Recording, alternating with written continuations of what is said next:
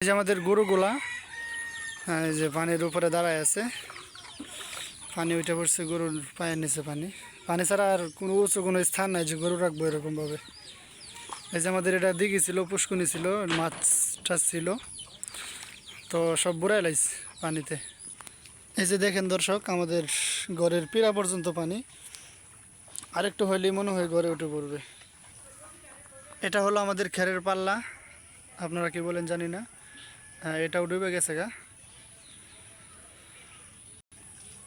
আর এটা আমাদের বাড়ির পিছন দিক, একবারে বাসানো হয়ে গেছে। এই যে আমরা ধানের চারা লাগাইছিলাম, ওই যে নেট দিয়ে বেড়া দেওয়া ধানের চারা লাগাইছিলাম, ধানের চারাগুলো ডুবে যাচ্ছে।